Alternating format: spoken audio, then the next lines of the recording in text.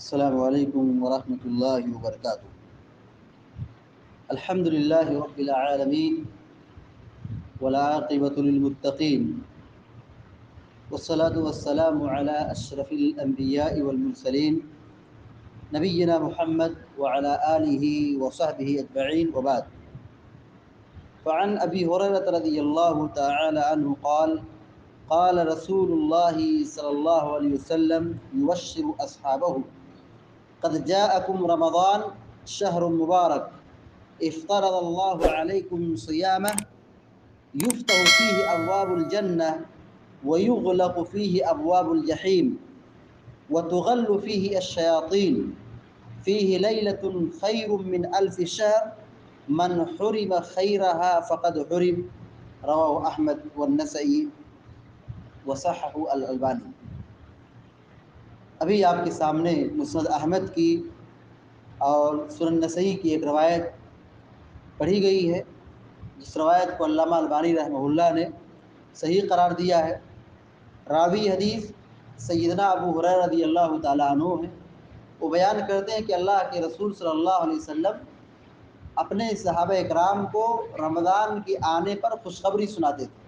یعنی جب رمضان آتا تھا تو اللہ کے نبی صلی اللہ علیہ وسلم صحابہ اکرام کو بشارت دیتے تھے، خوشخبری سناتے تھے۔ یہ رمضان بہت بڑی نعمت ہے۔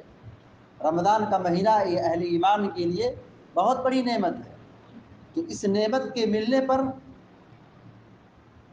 بشارت دینا، خوشخبری سنانا، یہ پیارے نبی علیہ السلام کا طریقہ رہا ہے۔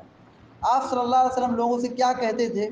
آپ صلی اللہ علیہ وسلم فرماتے تھے قد جاءکم رمضان شہر مبارک، کہا دیکھو تم پر رمضان کا مہینہ آ گیا ہے، یہ بابرکت مہینہ ہے۔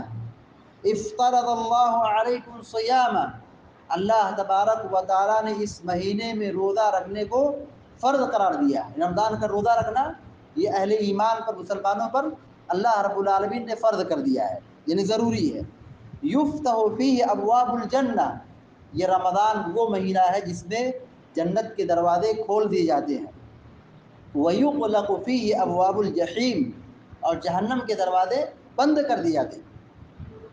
وَتُغَلُّ فِيهِ الشَّيَاطِينُ، جو شیاطین ہیں، جو سرکش شیاطین ہیں، ایسے شیاطین کو زنجیروں میں جکڑ دیا جاتا ہے، باندھ دیا جاتا ہے۔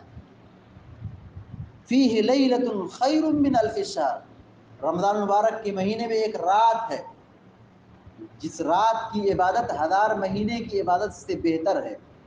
من حرم خیرہا فقد حرم، جو شب قدر کی عبادت سے محروم ہو گیا وہ ہر طریقے سے، تمام بھلائیوں سے، تمام اچھائیوں سے، خیر سے وہ محروم کر دیا گیا۔ یہ حدیث مسند احمد کی ہے اور سنن نسائی کی ہے، اور علامہ البانی رحمہ اللہ نے اس روایت کو صحیح قرار دیا ہے۔ رمضان کی آمد پر فطری طور پر ایک مسلمان کو خوشی محسوس ہوتی ہے، اور یہ ایمان کی نشانی ہے۔ اگر آدمی رمضان کو یا اس کے روزے کو یا اس کی عبادت کو اپنے لیے بوجھ سمجھتا ہے تو یہ اس کے نفاق کی پہچان ہے۔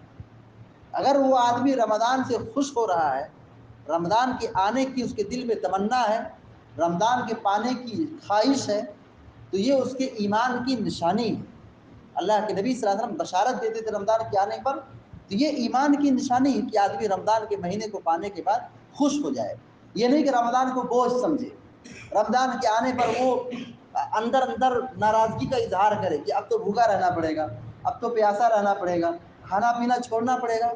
اگر آدمی کے دل میں اس طرح کی کیفیت پیدا ہوتی ہے تو حقیقت میں اس کی ایمان کی کمزوری ہے۔ رمضان کے پانے پر خوش ہونا، رمضان ایک بڑی نعمت ہے، رمضان ایک بہت بڑی اہل ایمان کے لیے نعمت ہے، اس لیے اس کے پانے پر ہمیں خوش ہونا چاہیے۔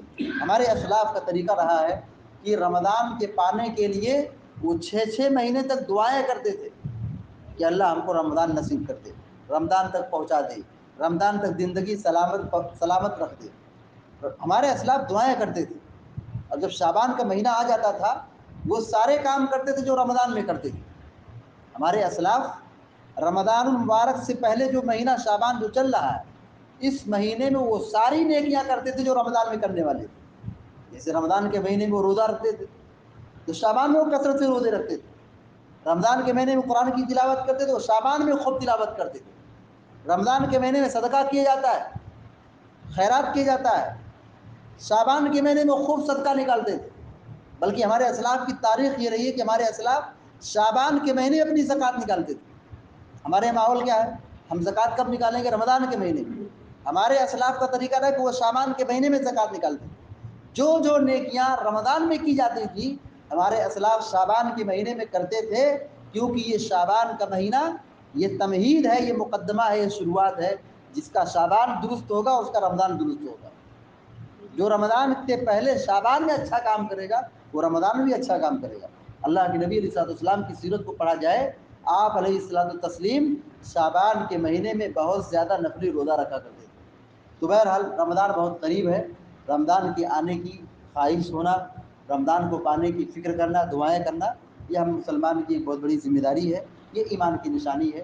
دعا ہے رب العالمین سے کہ اللہ تبارک و تعالیٰ ہم کو، آپ کو، سارے مسلمانوں کو رمضان مبارک جیسا بابرکت مہینہ زندگی میں بار بار نصیب فرمائے، آمین یا رب العالمین۔ اقول قولی ھذا واستغفر اللہ لی ولکم ولسائر المسلمین فاستغفروہ انہ الغفور الرحیم، وصلی اللہ علی نبینا محمد وعلی آلہ وصحبہ اجمعین۔ السلام علیکم ورحمۃ اللہ وبرکاتہ۔